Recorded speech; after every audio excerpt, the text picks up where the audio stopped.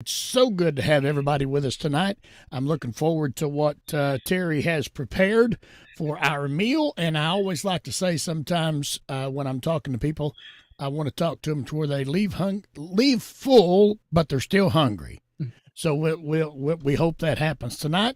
And so those of you listening tonight on Power Faith Radio, we thank you so much for tuning in tonight. We've heard from our Florida group, but not our Georgia group tonight. But the Florida group says we're here. They didn't tell me how many's there. They might hear in a few minutes. And up there's the Georgia group just now chiming in. So we're so happy to see y'all and the others that are watching tonight via Power Faith Radio. Now, those of you that are tuning in through one of our two Facebook pages, either A Simple Walk or B'nai Noach Fellowship, A Simple Walk is a public group. You can share those videos with all your social media platform, and you can join that group if you're seeing this recording that was shared from there. Also, those of you that are listening by the private group, B'nai Noach Fellowship, we thank you so much. Please like the video, ask some questions. We'd greatly appreciate it. And it's sponsored tonight by Outreach Noah. You got a couple different ways to reach us at Outreach Noah. You can go to the YouTube channel, view those videos. All of them's compiled over there. You can leave comments, and we'll receive those and kind of go through them.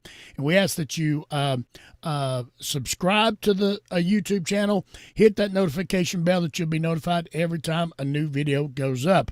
Also, you can contact us through outreachnoah@gmail.com. That's outreachnoah@gmail.com. And I haven't checked it this week. I'm sorry. Work has been, I'm going to run over there and check it as soon as Terry starts. And then also you can go to our webpage. It's outreachnoah.com. Did I cover everything, Terry? I think you did. Okay. You want to greet everybody, and I'm going to get set up for Tzedakah time. All righty. Greetings, everyone, and welcome back to our Outreach Noah class, our Wednesday night class, Thursday morning in Australia and other parts of the other side of the world. Tonight, I'm going to be covering every mean high limb of a living animal, discussing exactly what that is, and we'll be going through the actual legal aspects of what we call the parts of the Torah on that teaching from the sages and what it actually means and what it's required for all humanity, not one group. It's for all humanity. It's part of the eternal covenant that the Creator made with all humanity in this issue. And we'll discuss that here in just a moment. But here in our Zoom room, of course, we have Scotty and Thomas, Ronald, Amuela, Wendell, and Fred, and Annie, Scotty's better half. Yeah. And again, anyone that wants to and can, you're free, to just come in and join us in the Zoom room. Just click the link there in our Facebook groups, and you can come on in. You don't have to have your camera on. Just join us here live in the Zoom room if you want to. Or if you want, you can pick up and watch the reruns, as you might want to call it, on YouTube and also in the Facebook groups. Anything else, Scotty? I believe that's it. I ran over there and checked our email. We do have some email there, but it's not pertaining to any questions of a class. It's just saying hello. We like the program. So all righty. So all right. So are you ready for me to do their Tzedakah time tonight? We're ready for Tzedakah. We don't have a long list tonight, but we do appreciate everybody that participates in our Tzedakah time. Remember, you don't have to send any money in at all. We have some sitting here waiting to present to our Tzedakah time. By the way, I think I mentioned here a couple of months ago that I was contacted by a local assisted living facility, and some folks sent in some funds earmarked for them, and I got that to them. And they're starting something new. The young lady that is over that is starting something new, and they are having a fundraiser, March, April, May, in June, and a minister that they know is going to ride his motorcycle from Tennessee to Alaska and back. Wow. And of course they're going to have a crew that goes with him. They're taking a Winnebago, so when he has to take a break, they can do that. And so he's taken so many cents a mile. People are pledging so much, and they have already, if he makes the trip, they're going to be really blessed by him making that trip. And what they're doing with this is people who are shut in and can't get out to go to the doctor or go, to go to the grocery store and things of that nature. They're going. We have a thing here. It's a governmental thing. I think I don't want to give nobody no plugs, but I'm going to say, go ahead and say the ETHRA. Is that government, Thomas? Yeah. Yeah. And so we have that here too. Yeah. Sometimes it's hard to coordinate. They drop you off and they don't stay there, and then you have to wait till the next ride comes by to pick you up. Well, what they're putting together is completely different. They're going to go with you. If they'll go and sit the doctor with you, sit in the waiting room. If you need them to go in and help you do your grocery shopping, all of those things. And they're going to be locally right here in Blount County for right now, but they are hoping to grow more chapters in that. And so we are sponsored. Power Faith Radio sponsored them a little bit, and we are part of the sponsorship along with a couple of other radio stations and businesses here in our local area. And so you be thinking about that. I'll be posting some of that. And riding his motorcycle to Alaska and back, that sounds cold. But he's got a long journey ahead of him, and but he's looking to do it. Cold doesn't bother me as much as I think the saddle sore will be. The saddle sores are going to be, yeah. He's done some long trips before, but this is the first time he's done this, and apparently everybody's looking so forward to it. I'm looking forward to seeing how much they're going to raise to benefit. And the thing I like about it, although it's a minister that is doing it, a pastor of a local church, it's non-religious and non-political. They're doing it to help the people. It doesn't matter what political affiliation they are or religious affiliation. They're doing it to help the people. Yeah, and the community is coming in and yes, being the community, and that's one of the things that we support heavily is drawing close to your community and working together as a community, regardless of who you are politically and religiously and all of that. Being human. I think one of my Facebook friends, Brian, he uses that all the time. He gets tired of hearing all these labels. He says, "You're just being a good human." Yeah. All right. I'm going to try to get through these without coughing tonight. We are entering our pollen season here, and I'm sure everybody else is here in the wherever you're at, because I can pretty well tell now. There's some people somewhere it's in winter again, but Ronald, is it winter there? It's not winter where you're at, is it? No, it's early autumn, but I think we're going to be in for a bad winter by the look of it. Okay, early autumn there, early spring here. So, Ronald, if you want some pollen, I'll put some in a jar and send it to you.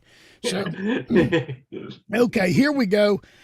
Listen, our main teacher, Terry and ours main teacher, Pesach Sherbo, I'm sure some of you have seen or heard last week where he had open heart surgery, and he's home. And doing pretty good, as we have heard. And so we're always giving tzedakah for Pesach and his wife, Sherbo. And we're continually giving tzedakah tonight for Wendy Shepherd. We're keeping her in our prayers. Also, tzedakah tonight for William Lyons. That's William Lyons. And also giving tzedakah tonight for Ethelene Moore. We thank Ethelene for her contribution. And also, Amuela, somebody always, they never fail. This is your dollar. I want to talk about that one of these days. That when somebody does that, this is your dollar actually going into the tzedakah time, and so we appreciate them sending that for you, and we appreciate you giving that dollar, Amuela, for the tzedakah time, and also Thomas Schaus, they send tzedakah in for you, and also for Veronica Port. So we're giving that tzedakah tonight. Also, Mary Patterson, we're giving tzedakah tonight for Mary Patterson, and also Warwick Marshall, we're still giving tzedakah. Warwick, yet is he lined up for his surgery yet, Ronald? No, I think he's hoping that it'll happen later in the year, so near the end, towards the end of the year. Okay. So gives him plenty of time to recuperate and get strong for the next round after the last operation. Yeah. Okay, so we're going to continue to have him on our tzedakah time, and then also Mary Parsons. How's your wife doing, Wendell? She's doing fairly well. Continues to make good progress and less pain, so she's well on the road. And she's not having to shovel no snow for right now, right? Well, but let's hope not. It's going to be 80 degrees tomorrow. Okay. So that's good to know. That's good to know. And then also, Terry, you're going to have to remind me, Ted Mowry?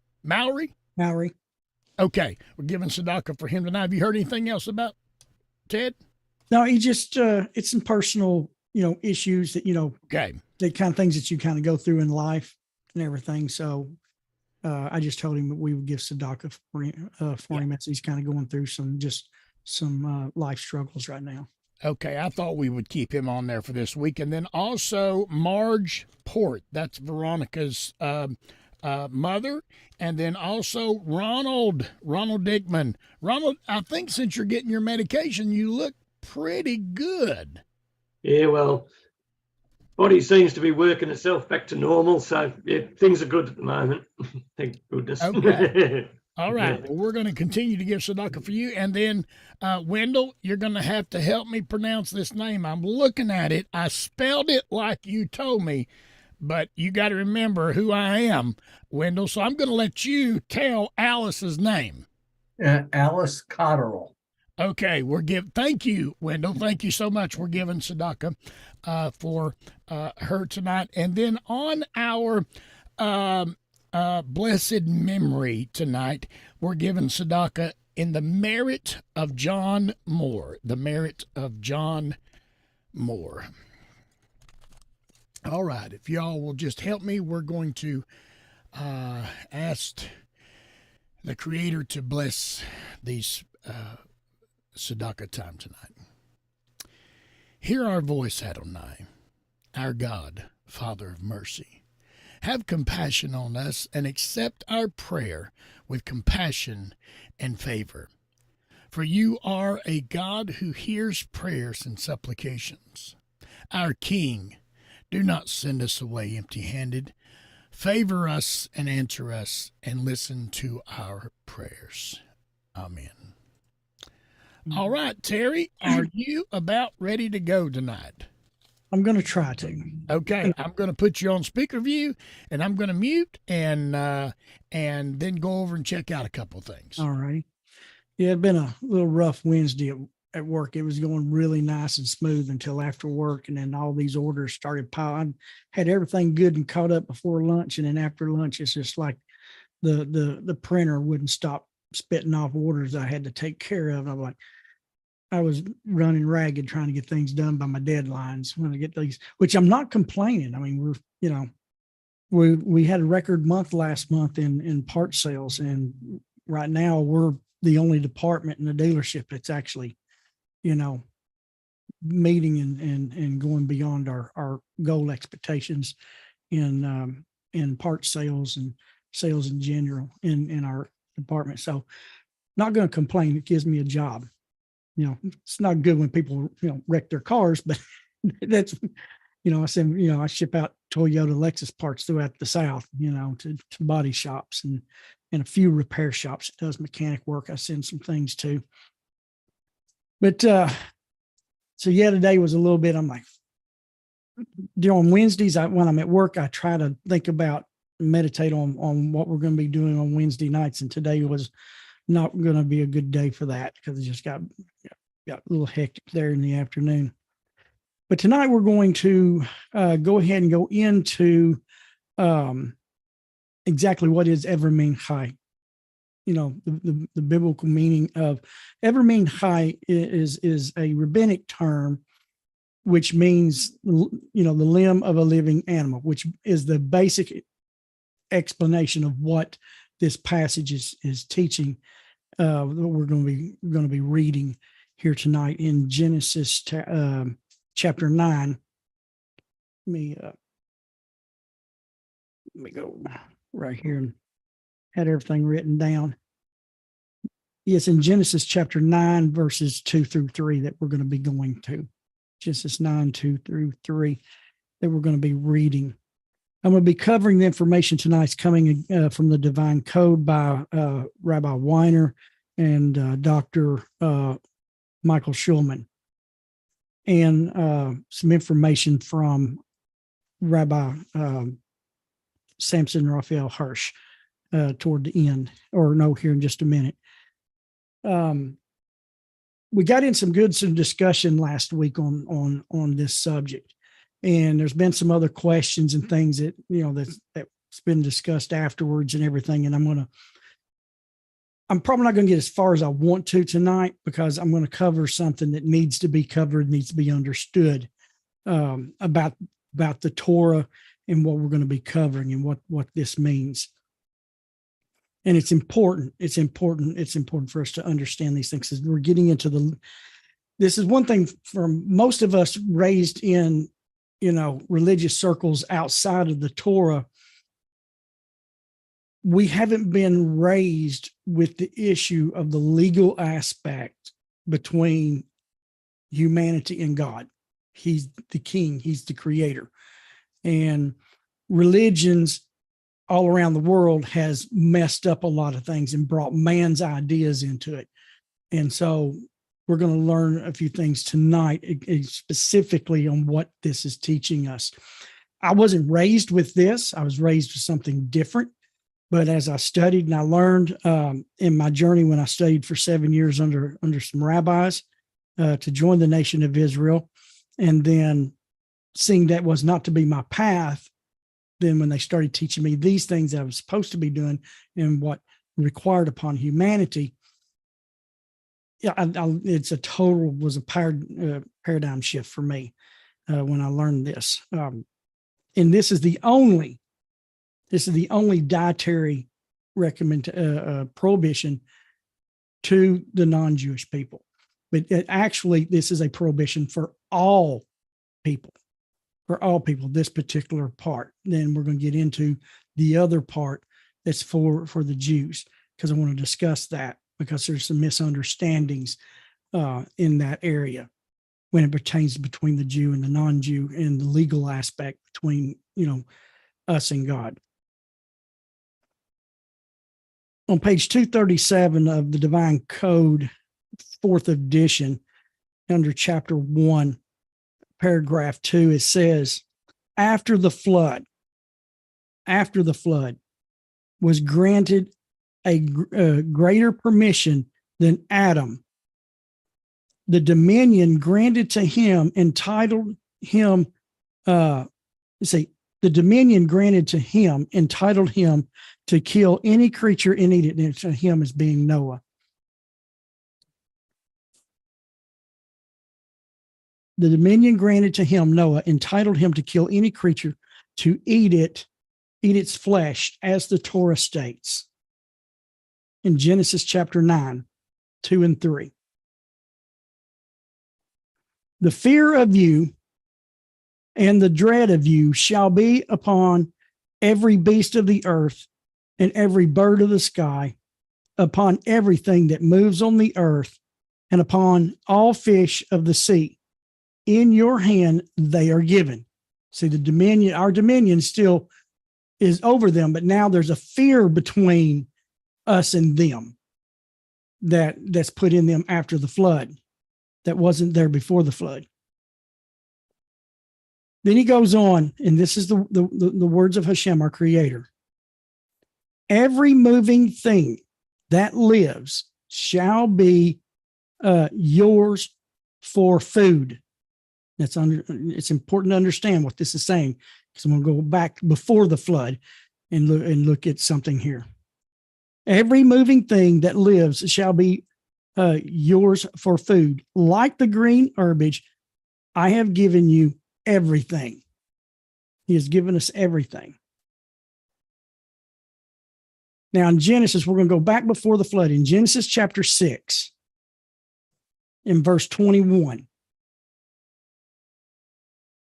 we see here an instruction that the Creator is given Noah. He says, and as for you, Noah, take yourself of every food that is eaten and gather it into yourself, that it shall be food for you and them being the animals.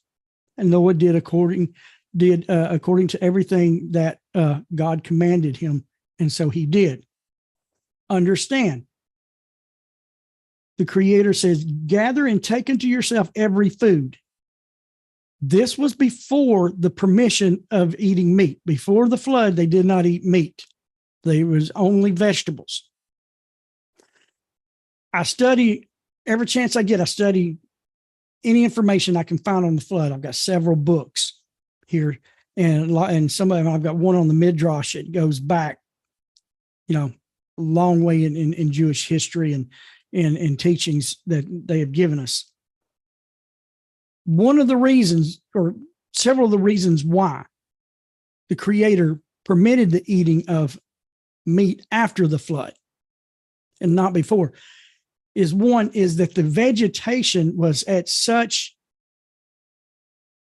a state that it supplied everything man needed to live. And he lived 800-900 years.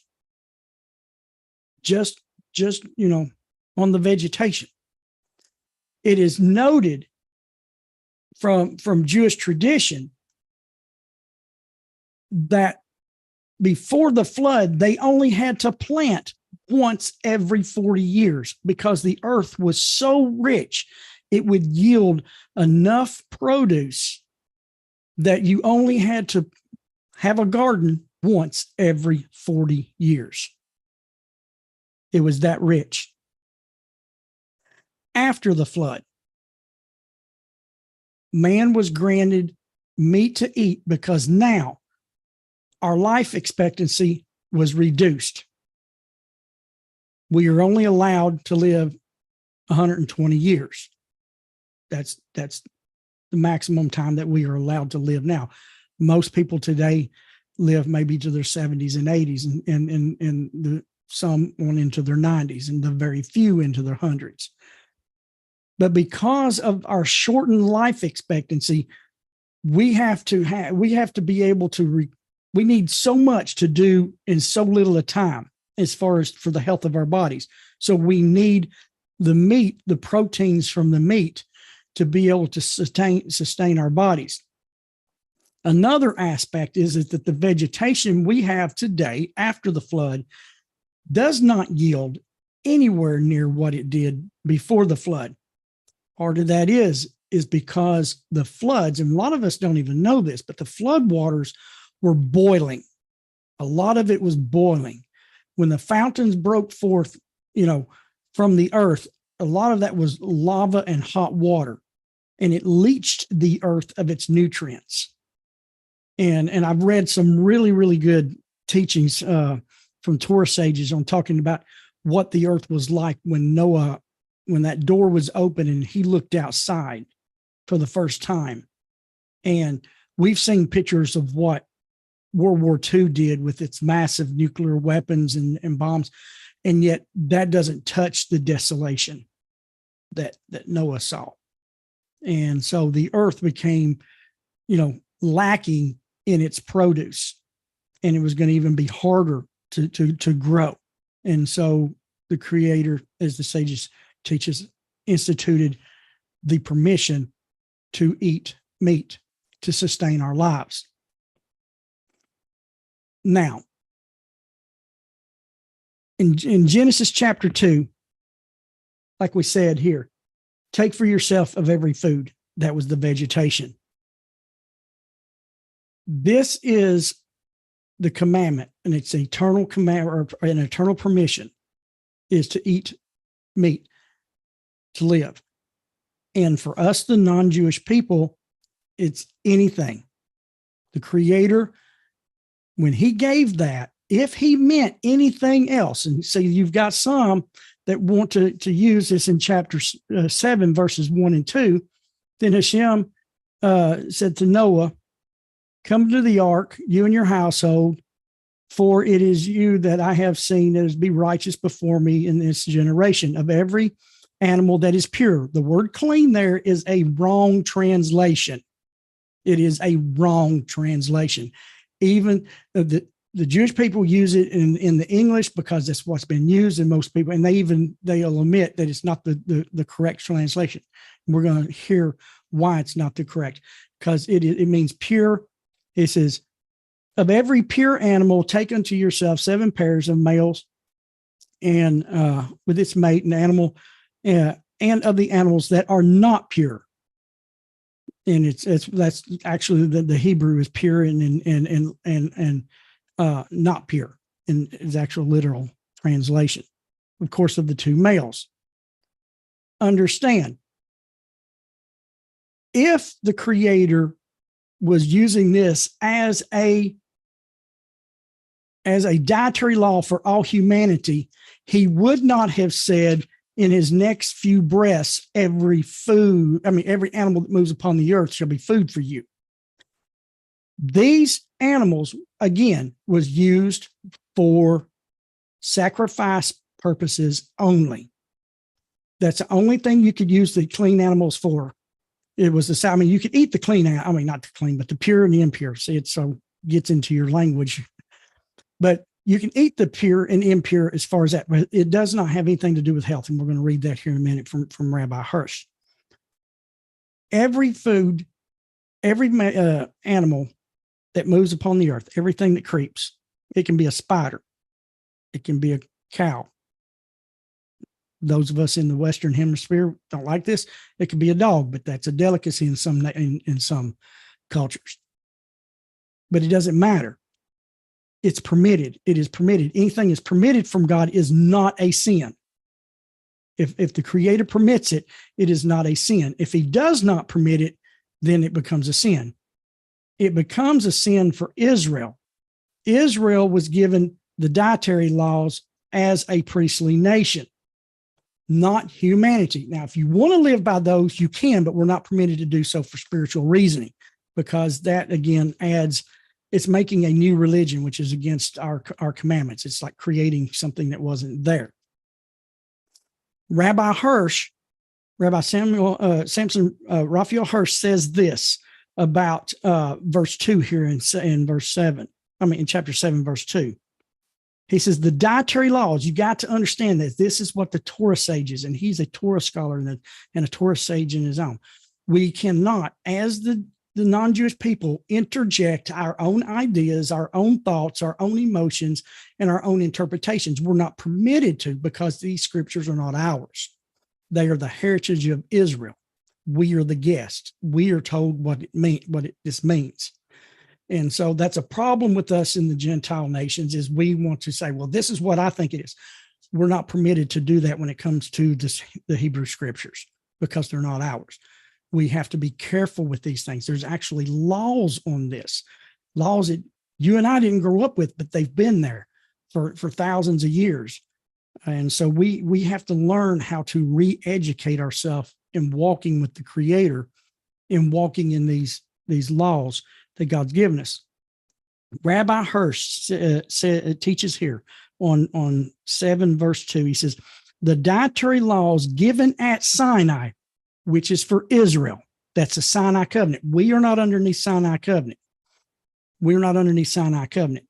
I've got another whole lesson talking about the covenant that we are on, or that is an eternal covenant. that's given in Genesis chapter 9 as well. We'll go back and look at that again since it's been a couple of years since we've covered it. But he says the dietary laws given at Sinai are not intended to preserve bodily health. The very people these laws was given to teaches us this has nothing to do with health and unrelated climatic conditions. After all, these laws commands the Jews to give what is forbidden to them, says to give forbidden food to the Jewish people, to the Ger Tashav living in Eretz Israel. Now the Ger Tashav, which cannot exist today as a spiritual status. The Ger Tashav in direct translation is a resident alien within the boundaries of Israel, the nation, not outside the land. We can never be, here in Chattanooga, Tennessee, I can never be a Ger Tashav because you can only be a resident alien within that land. Okay, now the Ger Tashav has somewhat what we would call today a spiritual status. They are a foreigner who has, like what we would say here in the United States, kind of like a green card. They have permission to live in the land of Israel. A Ger Tashav is a non-Jewish Gentile foreigner. They have to accept upon themselves the prohibition of idolatry is the first and main point, and the other 6 commandments given to Abraham of blasphemy, murder, and theft, and forbidden sexual relations. All of this they have to accept and live like this. And they have to accept this at the time of the Ger Tashav is when the year of Jubilee is established in the nation of Israel again, and when there is a Sanhedrin court, because the Ger Tashav has to make a vow before God that he would be a non-idolater and he would uphold these laws. And in that status, Israel is commanded to sustain and support them like they do the proselyte. The native born has to help support them if they need, medical attention, if they need financial stuff, because they are non-idolaters. But we see here they're not Jewish. And a part of their commandment is anything that is forbidden to Israel to eat meat-wise is to be given to the Ger Tashav in their land. That's the same thing with us eating us. I mean, it's, now if they choose not to want to eat that because they're in the land, it doesn't matter. They can do that. And if you don't want to, that's fine as well. But you can't do that as a religious status. We cannot do that because it violates other areas of our walk with the Creator. So I just wanted to share this as we go into this commandment where God says every moving thing upon the earth shall be food for you. Before the flood, God says, take everything that is food for you on the ark. That was vegetation. He said food. Now he says everything that moves upon the earth shall be food for you. This is for everyone. In the Sinai covenant with Israel, he restricted that. Their dietary laws pertain only to that which can be offered up on the altar to him. And like Rabbi Hirsch, he brought out the fact that Abraham and Abel, Noah, and Adam, and Isaac and Jacob never served a false god, never offered up a false god to a false god. And these when they did offer something up, which most time it was a Thanksgiving offering, it was of these pure animals. You have pure and impure, and it's the spiritual, as Rabbi Hirsch says here.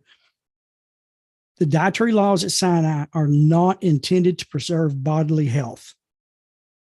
It's for a total spiritual reason for Israel alone. Scott, anything before I go on? Because I just wanted to cover that because we had some questions in that area that I wanted to show. This is what we call halakha for for us as the non-Jews. Again, we're permitted, if you want to sit down and you want to say, if you want to say grace or prayer, we don't pray over our food. We bless the Creator. If the Creator's provided it, you don't pray over it and ask for it to be, fit for you to eat. If the Creator's provided it, then you bless the Creator. Anytime we say a bracha before a meal, it is Brukatah Hashem. It's blessed are you, God, for providing such and such. And so we can, again, when we talked about elevation as the non-Jewish people, we can elevate the things that Israel is not permitted to elevate.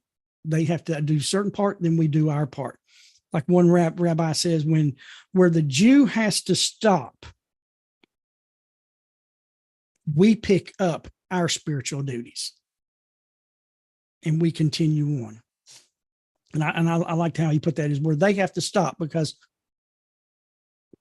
they're not permitted to do a lot of the things that we do out here in the lands, because they are the priestly nation. They have a total different mission than we do. And so therefore our dietary requirements, our lives require a whole different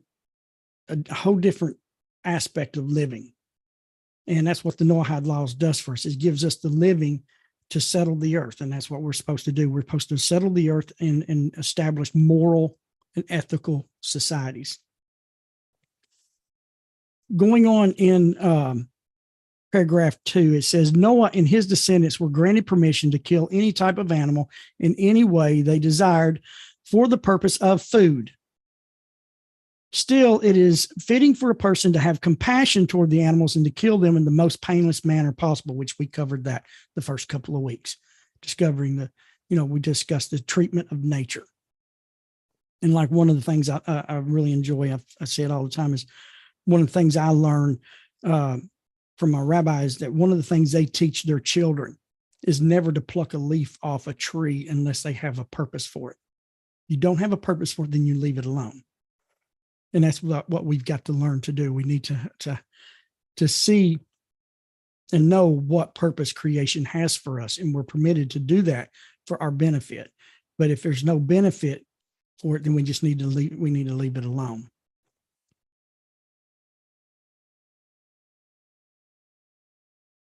In part 3, it says, Noah was, however, forbidden to consume flesh that was removed from certain animals while they were still alive or still living. Those specifically, it talks about in 1:6, there's some different animals, which I may get to tonight, that this law doesn't pertain to. And it's given in the Hebrew in the text in Leviticus, but it's like the mouse, and there's a few other things like the mouse we'll go over later, that the ever mean high doesn't pertain to. You can actually eat those animals alive or dismember them, and it doesn't violate this commandment, because it has to do with how the blood is in the blood and no blood actually is in their bodies. Now, Genesis chapter 9:4. But the flesh with its soul in its blood you shall not eat. This refers to the flesh separated from live animals while their soul is still in their blood. This was an eternal, universal commandment for all of the children of Noah. For all of the children of Noah. We are not permitted to eat meat or flesh taken from an animal while it is still alive. That's what this ever mean high means, with the soul and the blood. The body has to be 100% dead. The soul has to have left the blood, and the blood is now dead before we're permitted to consume it, because it's going to become the heart of our bodies. And as Rabbi Hirsch teaches on that, we do not mix. The animal soul is a lower soul because it came from the earth. Ours is a heavenly soul because it comes from the Creator himself. And we are not to mix the lower soul and the higher soul together. is part of the reasons why we don't do that. The other part is we do not torture animals. And there are certain animals, like I said, that this pertains to, and we're hopefully time-wise, we may get to that here in just a few minutes, what that means. There are various outstanding logical explanations which can be put forth for this prohibition. For example, the obtaining of such flesh is likely to be done in a way that will result in great pain to the animal. Furthermore, it is a cruel behavior, which is a trait of people should strive to avoid. We should strive to not to be cruel to the animals in killing them. We need to kill them in the most painless way as possible. Nevertheless, it is from God's commandment, but of the flesh with its soul and its blood you shall not eat, that we learn that any flesh that is separated in any manner from the animals that are covered in this prohibition, during the time they are alive, are forbidden for us to eat. Of course, like I said, the term ever mean high is a rabbinic prohibition as far as the way it's named. We just call this prohibition shortly. We just short terms, ever mean high. We know what that means. It means limb from a living animal. That's all that means. It's just a shortened version of not saying the whole passage, the soul that's in its blood. It just means we don't eat flesh, from a living animal. Even if the animal has died, but the flesh was removed before its death, it's still prohibited. We're not permitted to eat that flesh. If the animal has died, you can eat that flesh. But the flesh that was removed while it was still living is the prohibited act that we are not permitted to do. After Noah left the ark, humans were granted permission to kill animals for food, for the use of their body parts for beneficial purposes. However, neither Adam or Noah or the descendants were granted permission to injure, kill, or cause suffering to an animal for no useful purpose.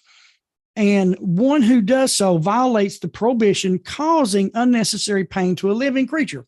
So if you're cruel to an animal, you're actually violating a sub part of the commandment of ever mean high. You've not violated the commandment of eating the meat by causing pain to the animal through cruelty. It is it's a sub violation. That's why we learn from the sages that we, as the non-Jewish people, we have 7 commandments with the details, and the details explains, like we talked about in murder, in hate and bodily injury, hitting someone, all falls under the law of murder. Well, so animal cruelty falls under ever mean high. Cruelty to nature, just walking up and destroying something in nature for the sake of just destroying it, actually is a violation of ever mean high at a lesser degree, but it's still a violation. It doesn't carry the same penalties as the main violation does. It says, for this reason, it is forbidden to skin an animal or cut out one of its organs during its lifetime, even if one does not intend to eat from that part that was removed. Instead, if one requires the hide or the organ, one should first kill it and take its parts of its body that one needs after its death. Because see, they are made for us to use for our life. If you need the hide, if you need the bones and things like that to back in the day, they would make tools and things out of the bones. And today we've learned to make medicines, and some people make cosmetics from some of the bones. It's fine as long as the animal had died.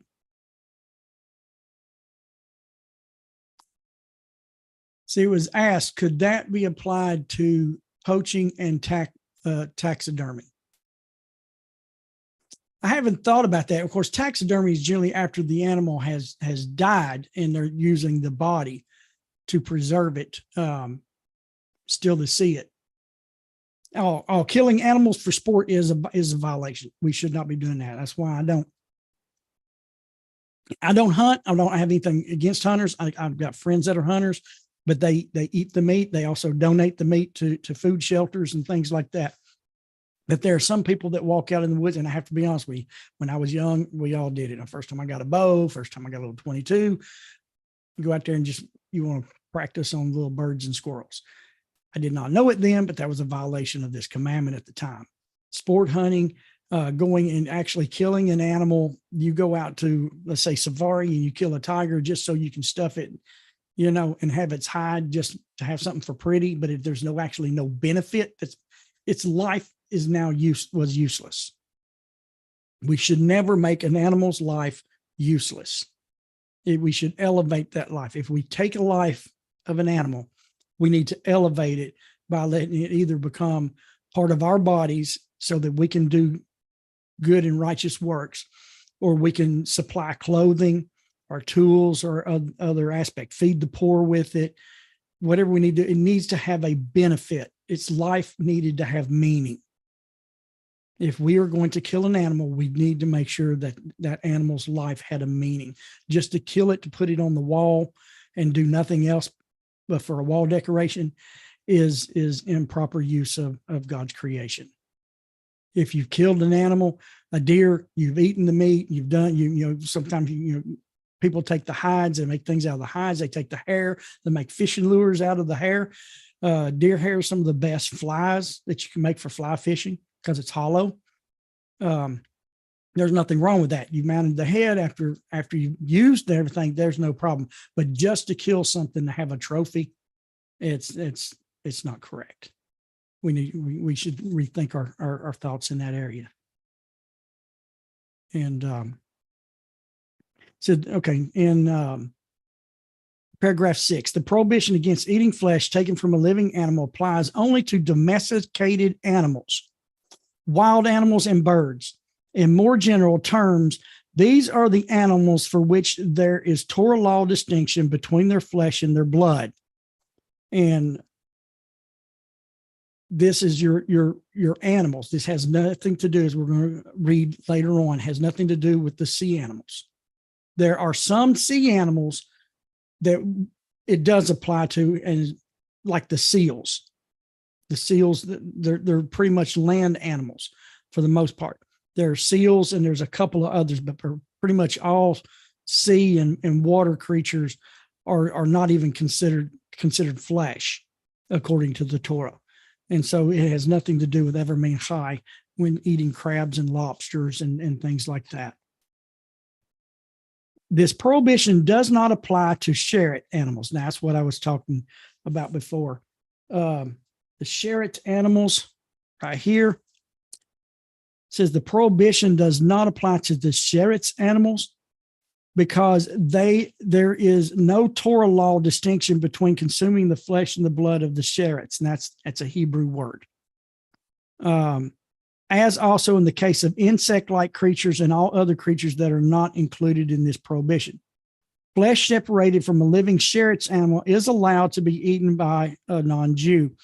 It is, however, forbidden to separate a limb or organ from a living sheret because of the suffering that it causes to the creature. So see, even though we're permitted to do it, it needs to be done for food or for purpose. But we're not permitted just to just go and just, hey, look at this mouse. Let's yank one leg off and see how it walks. We're not permitted to do that. Again, it falls into that category. Okay, the sheret's animals that's listed in Leviticus. No, this one's in, make sure I turn to the right. Yeah. And no, this is actually in, Leviticus in Torah Shemini. This is in Leviticus, the sheret's animal. And I'm not going to try to read the Hebrew of them all. The weasel or a mole, as a mole, the mouse, the house mouse, other rodents, as well as such as the rat, the frog or the toad, the hedgehog or porcupine, also a viper, snakes. Then there's also the koach, the species of lizard, because they're all cold-blooded animals, so it doesn't fall underneath this commandment. The snail, the chameleon, is not, and that's some of the sheretz animals that's listed in the Torah that doesn't fall underneath this prohibition. Paragraph 8, the prohibition against consuming flesh from a living animal does not apply to fish, mollusks, insect-like creatures. It is not prohibited for a non-Jew to consume them while they are alive, whether to eat them whole or to cut off a limb, organs, or flesh for food. If, however, it is possible to kill the creatures first and then eat from them, one should do so. That because it's just a moral, it becomes like kind of a moral issue there. And one should do so that one does not cause unnecessary pain to the living creature.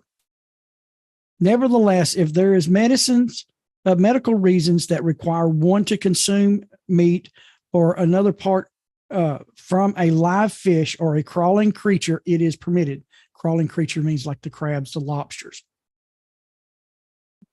The reason why this prohibition against eating flesh from a living animal does not apply to fish, insect-like creatures, or the sheretz is because the prohibition is expressed in the verse, but flesh with its soul in its blood you shall not eat. This excludes the creatures from which the blood is not considered separately from the flesh in its Torah law as food that is allowed or forbidden for Jews. And another thing, what's interesting is that I have to go back and look at it, I'm pretty sure, but with the fish and the sea creatures, they're not considered the nephesh. The nephesh is the animals that comes up out of the earth. And you'll see that in the Torah specifically talks about the flesh, that moves upon the earth.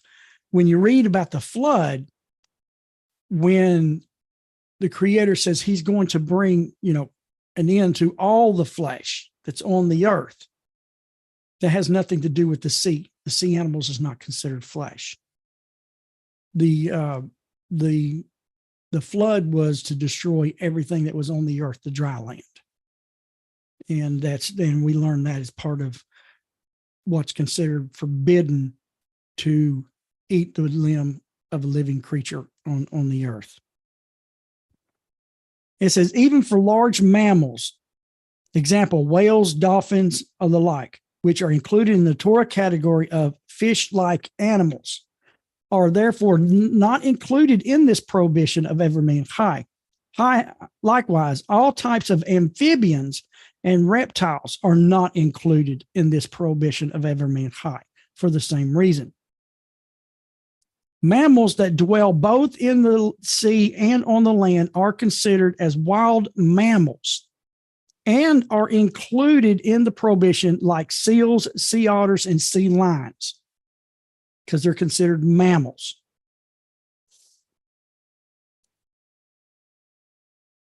The prohibition of eating evermean high, limb of a living animal, applies to meat removed from a living domestic mammal, wild land mammals, and birds of any species.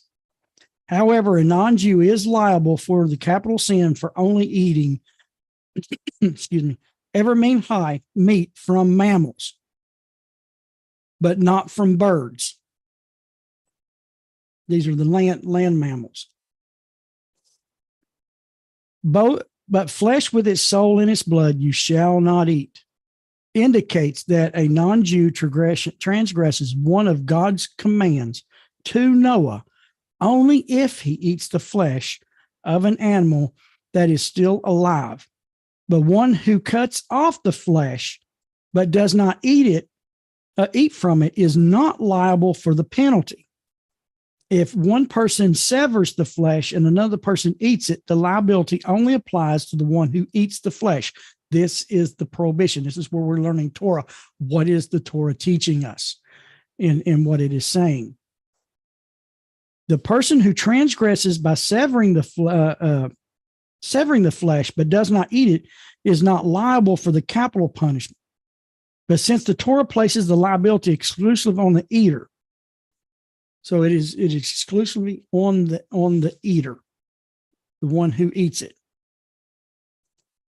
It is allowed to benefit from the part of no, I'm not going to get into that one. It's that really doesn't pertain to really a lot of us in our society today there. But there's a question that is going to arise, and I want to kind of I'll close on this and we can have some discussion. Part of one of the questions that's going to come alive, well, now today, especially let's say the United States, we have slaughterhouses. We go to our local grocery stores or our butcher shops and we get our meat. Now, if you go into a butcher shop and they've actually butchered the animal there, you can go in and find out exactly what is the process of killing the animal. But we don't know in our mass production butcher shops or slaughterhouses if the animal was dead before they cut the meat out. In the United States, with the USDA and many of the laws, things like that's not permitted. Generally, they're slaughtered and the blood is drained before. But the animals have to be dead, even if we're going to eat, the organs, because some people eat the organs, the livers, the tongues, and things like that.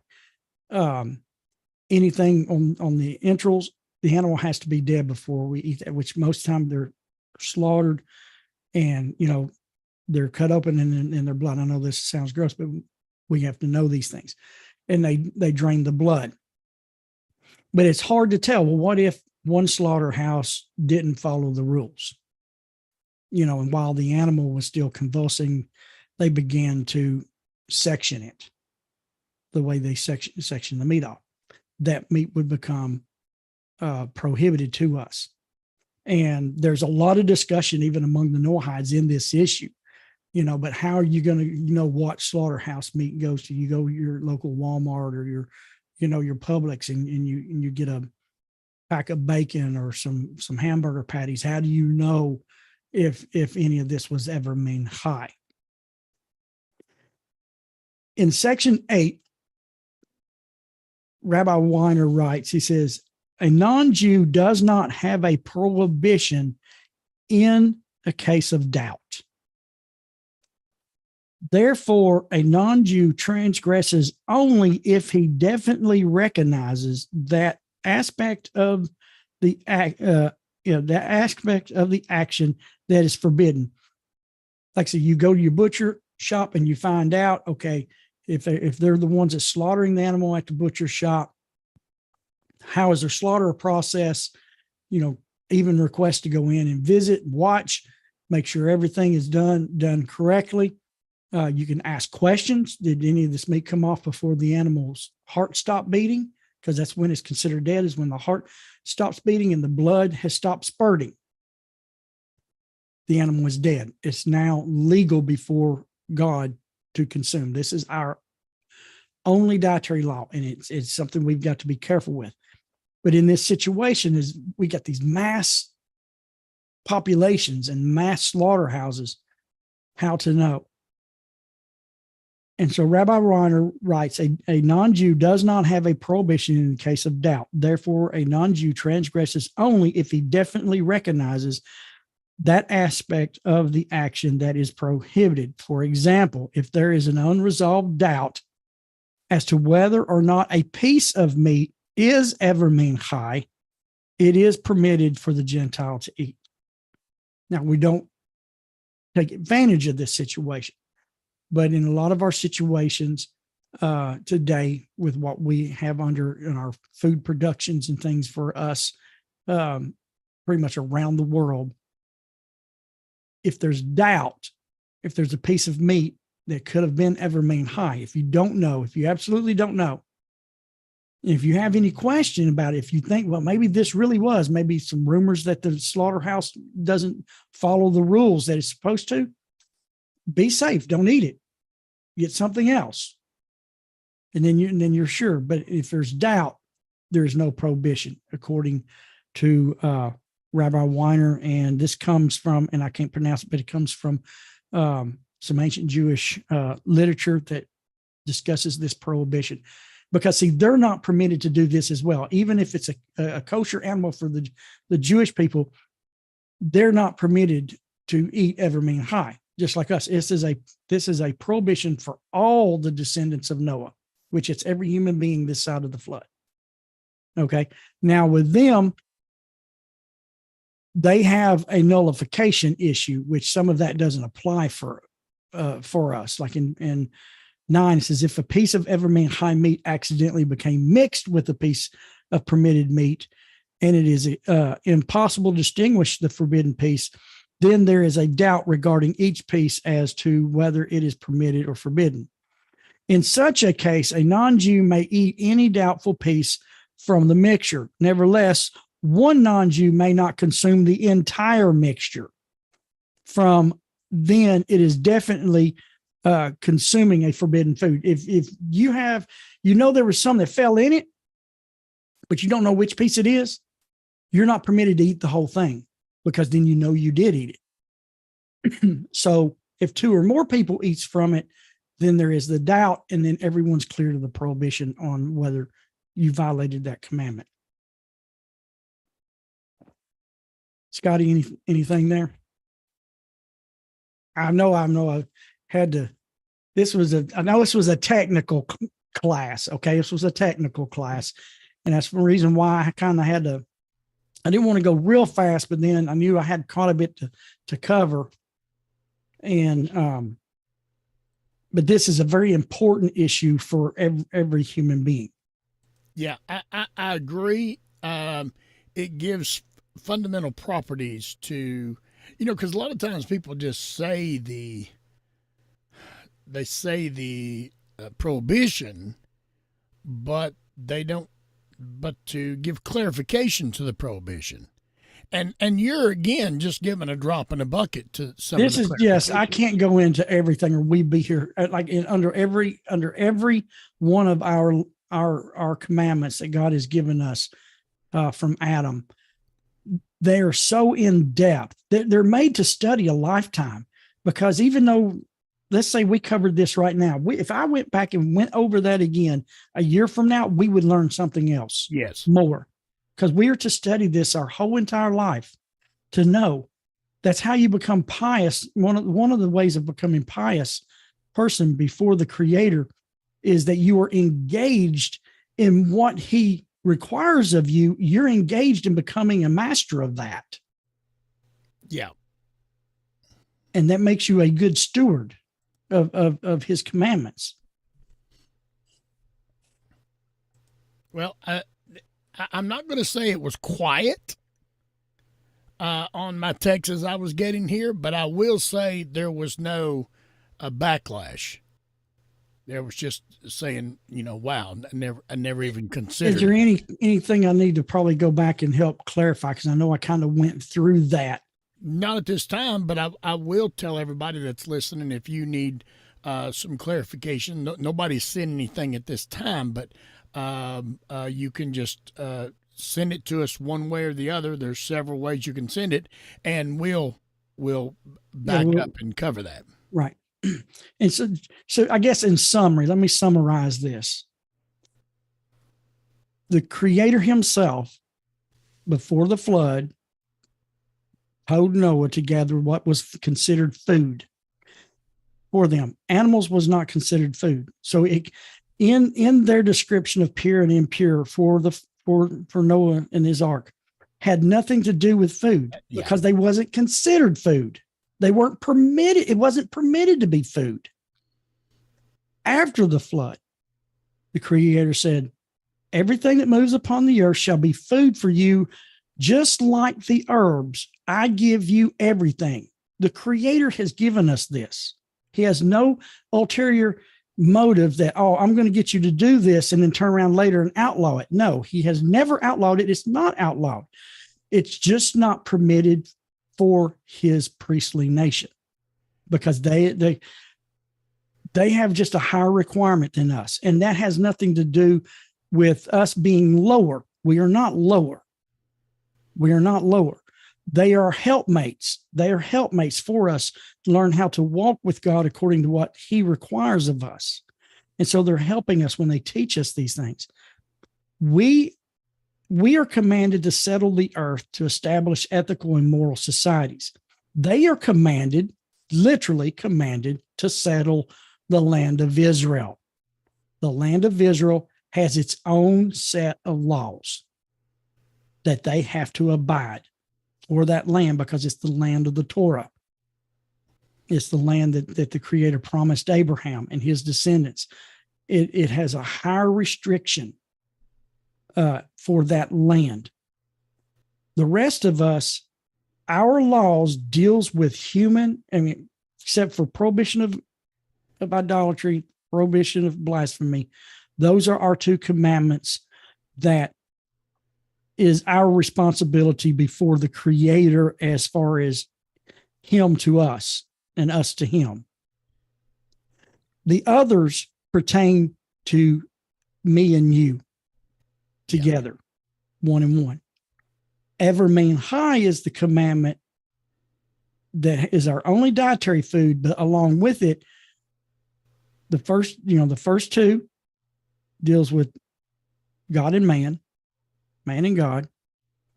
Then the others is man and man, and then ever mean high is man and the creation. Everything in our relationship with God and his creation is wrapped up in these 7 commandments, and then they are full of details that go, just full of details. We have non-commanded obligations. We have non-commanded. Some people will say, well, we have this commandment and this commandment. We have, like, under blasphemy, we have a non-commanded. See, Israel's commanded to love their, to honor their mother and their father. We are not commanded that. It is a non-commanded obligation for us. Yeah. Because the Creator and our mom and dad were all partners in producing us. So it's an ethical issue there. And so this is why all of this, it's a lot deeper. It's not just, I've heard people say, well, 7 go to heaven. Well, no, it has nothing to do with that. Yeah. It has nothing to do with that, but it's very important. It's very intense. There's a lot of videos out there, people who don't know what they're talking about, thinking that, all they see is the penalties. Well, we all live in a community that has laws. There are penalties for violating the law. Do you concern yourself with all of those things? No, because you're a law-abiding citizen. You're just out here trying to make a living and live. It's the same way with the Creator. If you're careful in your relationship with him, you don't got to worry about the penalties. It doesn't pertain to you. So, but anyhow, ever mean high. We're not permitted to eat the meat of a living animal. That's, all food is for us. Everything that moves is food for us.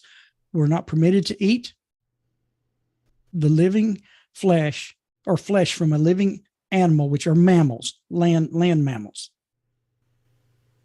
We're not permitted to torture or to maim or hurt or make animals suffer in any way. An example, if you're fighting chicken and dogs, you're violating the commandments of God. They're violating other laws as well. And you're violating the society laws, which that's what we haven't even got. One of our commandments is the establishment of just courts. Right.